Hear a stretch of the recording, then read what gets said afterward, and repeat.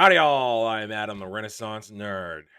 If there's one lesson we've learned in the past 8 months, ever since Amazon decided to grace us with the rings of power, is that you don't mess with the Lord of the Rings fan base.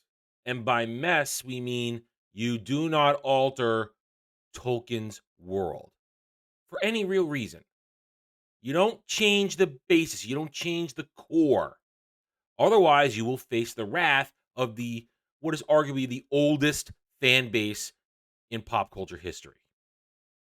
They will push back, they will tell you no. And this is a fan base that likes to spend their money.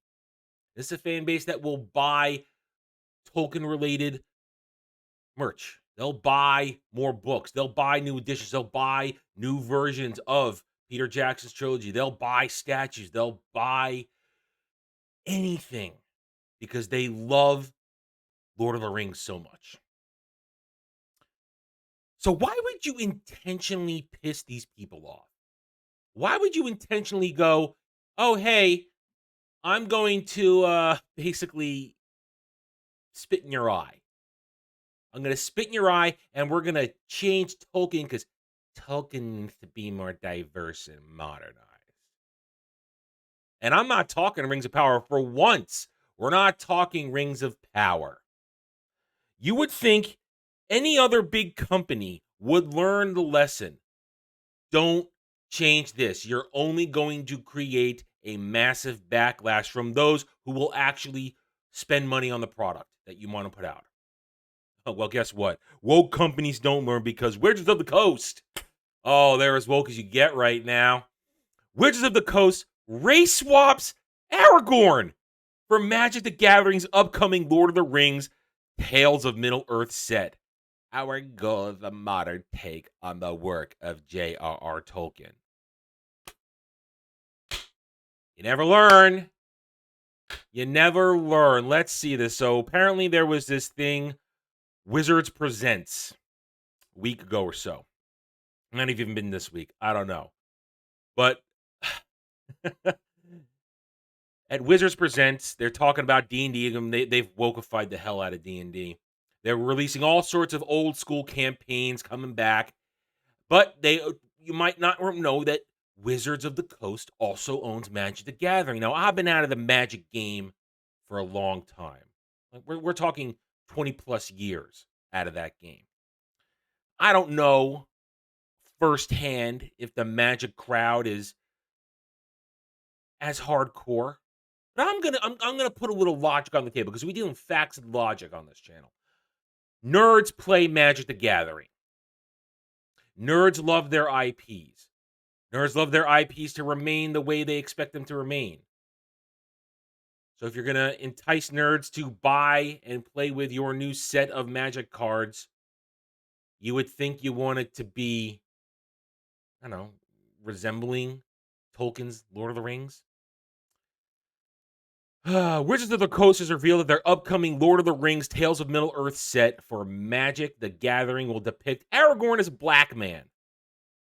There is Viggo Mortensen as the Aragorn we all recognize for the past 20 plus years now. We recognize this as drawn literally from the descriptions in Tolkien's Lord of the Rings. Be on your guard. There are older and fouler things than orcs in the deep places of the world. While some fans anticipated the worst possible handling of the IP given Wizards' reputation in recent years, their fears were partially quelled by a combination of source material, accurate piece of artwork depicting Gandalf entertaining the Shire at Bilbo's birthday party. And we were fine, but then, at least they were until further preview of the set was given at the opening of this year's Wizards Present, a similar live stream presentation which touches upon the company's entire catalog of offerings rather than just a popular trading card game. And they've ruined it all. There's no question. They've ruined it all. Dritz, my boy, what have they done to you, Dritz? What have they done to you?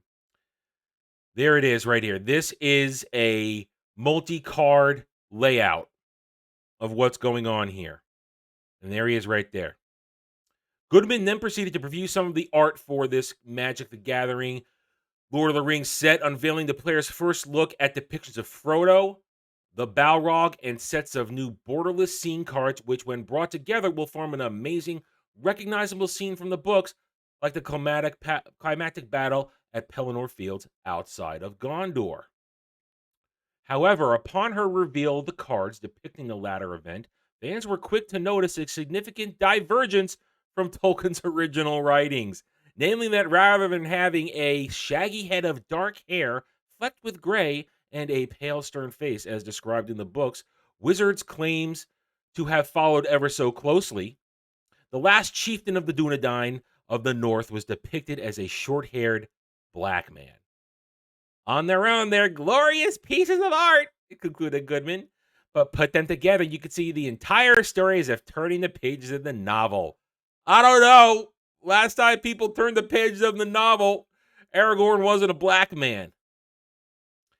Expanding on the set's upcoming release in a follow-up blog post published to their official website, Wizard shamelessly shares their excitement at how the look and feel for the world, the characters and the weapons, the locations and the story moments are going to be intimately familiar yet fresh and relevant for a wider audience. Because remember, you can't feel attached to anything unless you see yourself in the character.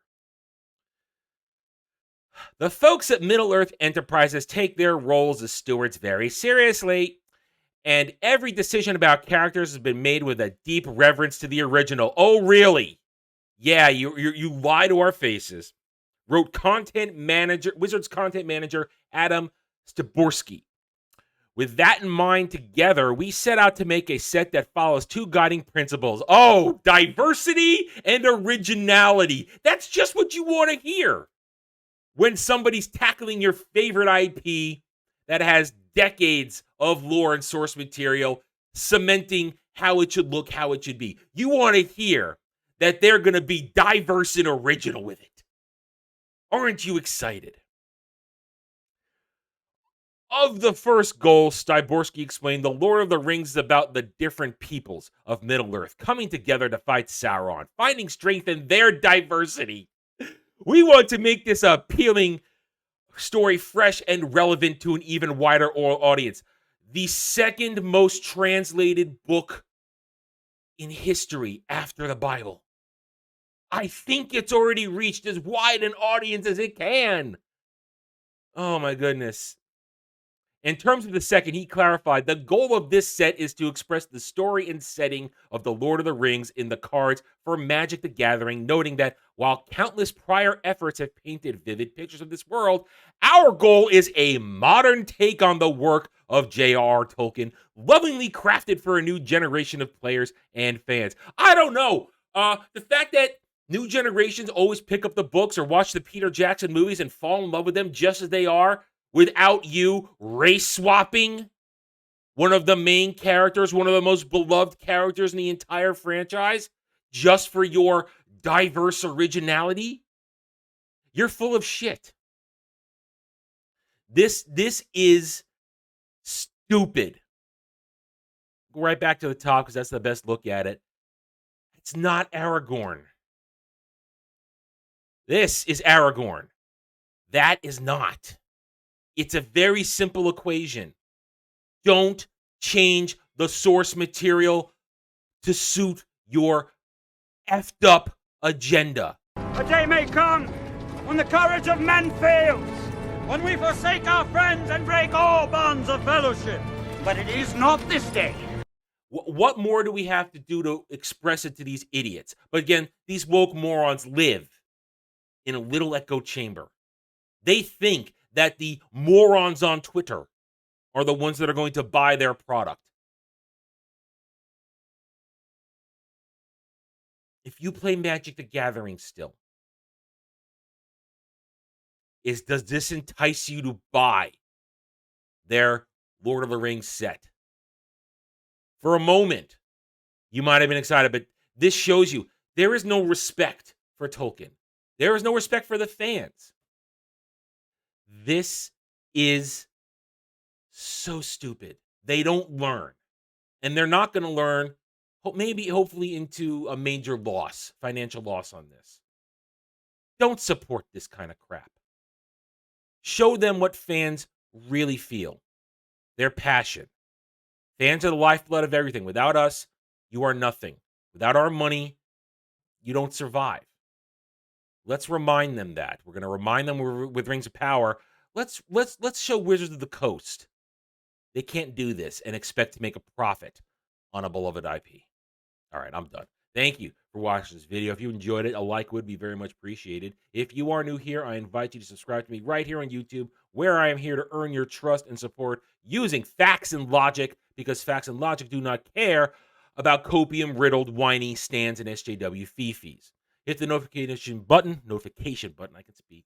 It's early Saturday, give me a break.